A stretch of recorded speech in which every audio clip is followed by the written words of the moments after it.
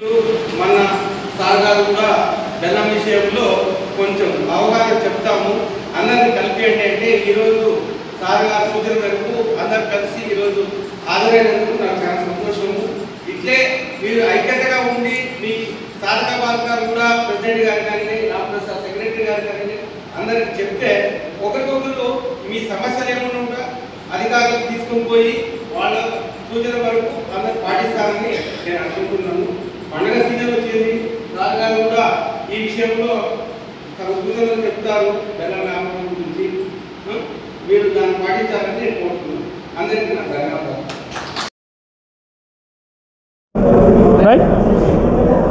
ఈరోజు మన నాటుసారా నిర్మూలన కార్యక్రమం ఆంధ్రప్రదేశ్ రాష్ట్రం చాలా సీరియస్గా తీసుకున్న సందర్భంగా Adoni provision and excise police station లిమిట్స్లో గల ఈ బెల్లం ఏదైతే సరఫరా ఉంటుందో హోల్సేల్ రిటైలర్స్ వ్యాపారస్తులకి అవగాహన సదస్సు కండక్ట్ చేయడం జరిగింది.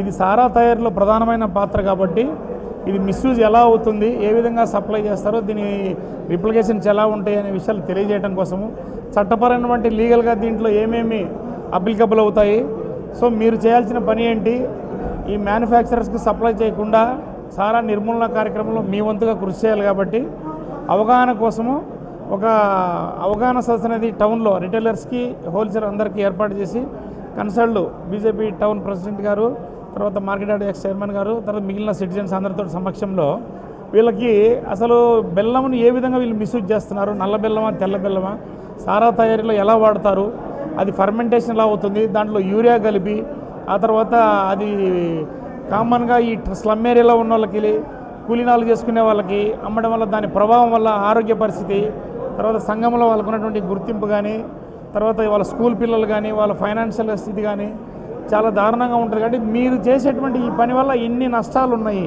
సో మీరు కస్టమర్స్కి మామూలుగా సారాయి కాకుండా వేరే కన్జ్యూమర్ పర్పస్లో కన్జంప్షన్ పర్పస్లో ఇవ్వండి. అదే మీకు హోల్సేల్ నుంచి రిటైల్ నుంచి 10 కేజీలు 20 కేజీలు 50 కేజీలు మూటలు ఇవ్వడం వల్ల అది ఎవరు తీసుకెళ్తున్నారు ఎక్కడైనా మీకు తెలియట్లేదు ఇప్పటివరకు. అది మేము ఐడెంటిఫై చేశాం. కాబట్టి మీరు ఇవ్వకూడదు. ఇచ్చేటప్పుడు 5 కేజీలు లోపు ఇవ్వాలి. 5 కేజీల పైన ఇస్తే ఏదైనా ఫంక్షన్ ఉందంటే ఒక ఆధార్ కార్డు చూపించి ఆ ఫంక్షన్ ఏ పర్పస్లో ఉంది ఎక్కడ ఉందనేది అదన్నీ డేటా తీసుకొని అది సప్లై చేయడం వల్ల మనం మ్యాక్సిమం దీన్ని కంట్రోల్ చేసిన వాళ్ళు అవుతాము. మనకి ఈ విధంగా చేయడం వల్ల మ్యానుఫ్యాక్చరర్ ఈజీగా ఐడెంటిఫై అయిపోతారు. ఎవ్రీ 15 డేస్కి ఫార్ట్నైట్లో మీ రిపోర్ట్స్ ఎక్కడి నుంచి కొన్నది, ఎంత కొన్నది, ఎవరికి సప్లై చేసింది, రోజు వైజ్గా ఎంత బ్యాలెన్స్ ఉంది, ఎవరికి ఇస్తున్నాం, ఈ డేటాను మేము అన్నీ కలెక్ట్ చేస్తున్నాము. దీనివల్ల ఉపయోగం ఏంటంటే ఏ షాపులో ఎంత పోతుంది బిజినెస్, బెల్లం ఎవరికి పోతుంది అనేది మనం ఐడెంటిఫై చేయడం ఈజీగా ఉంటుంది. మనకి దీనివల్ల సారాయి తయారు చేసే మ్యానుఫ్యాక్చరర్స్ మనం ఈజీగా ఐడెంటిఫై చేయొచ్చు.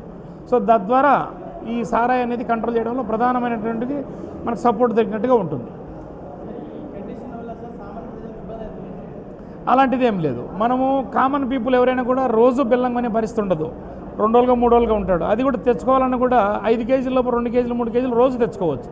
5 కేజీల పైన ఉంటే మనం ఆధార్ ప్రూఫ్లు ఎందుకు తీసుకుంటామంటే ఇది మిస్యూజ్ అయ్యి వాళ్ళు మ్యానుఫ్యాక్చరర్స్ వాళ్ళు ఒక 5-6 మంది మనుషులను పెట్టుకొని ఆ షాపులో 5 కేజీలు 10 కేజీలు అట్లా కొని అంతా అక్యుములేట్ చేసి అవన్నీ మళ్ళీ తీసుకెళ్ళి సారా తయారీని ఉపయోగిస్తాడు. కాబట్టి మేము ఇవన్నీ ఎవిడెన్స్లు అడుగుతున్నాం. దానివల్ల మనకు తెలిసిపోతుంది. ఒక సారాయి తయారు చేసే మ్యానుఫ్యాక్చరర్ ఒక షాపులోనే జనరల్గా కొంటాడు 10 కేజీలు 20 కేజీలు, ఒక్కొక్క షాపులో 5-5 కేజీలు అన్నప్పుడు అతను ఐడెంటిఫై తెలిసిపోతుంది. సో దానివల్ల మనం ఈజీగా ట్రేస్ అవుట్ చేయొచ్చు. కాబట్టి కామన్ పీపుల్కి రోజువారీ నిత్య చర్యలకి ఎలాంటి ఇబ్బంది అయితే జరగదు. ఓకే, నాటుసారా ఆదోనిలో ఉందన్నమాట వాస్తవం. గతంలో పోల్చుకుంటే అప్పుడు కూడా నేను పనిచేశాను. అప్పటికి 100% ఉంటే ఇప్పుడు 25% మాత్రమే ఉంది.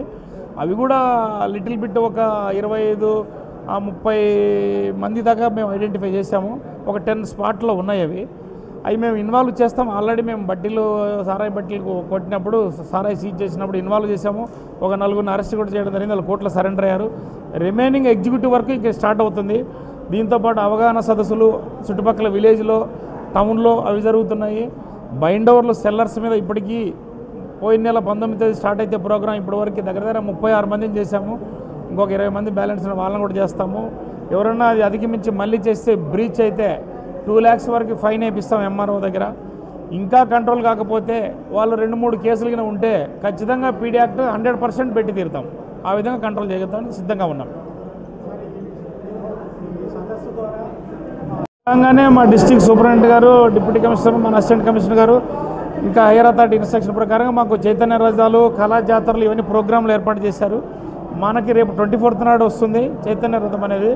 అది మనకి సేల్ పాయింట్ల దగ్గర, మ్యానుఫ్యాక్చర్స్, ఈ బెల్లం రిటైలర్స్, హోల్సేల్ దగ్గర మొత్తం టౌను ఎక్కడైతే మనకు ఐడి పాయింట్స్ ఉన్నాయో ఈ పాయింట్లో మొత్తం దగ్గర అవగాహన ఒక మెసేజ్ ఇచ్చుకుంటూ దాంతోపాటు మా స్టాఫ్ కూడా ఉంటారు. ప్రజల్లో సారా యొక్క ఇంపాక్ట్ ఎలా ఉంటుంది, దాన్ని ఎలా కంట్రోల్ చేయాలి, గవర్నమెంట్ యొక్క సీరియస్నెస్ ఏంటి, నవోదయం 2G 2.0 భాగంగా ఇది విత్ ఇన్ స్పాన్ ఆఫ్ త్వరలో కంప్లీట్గా సారా రహిత రాష్ట్రంగా తీర్చిదిద్దంలో భాగంగా చేయడానికి అన్ని రకాల చర్యలు జరుగుతూ ఉన్నాయి.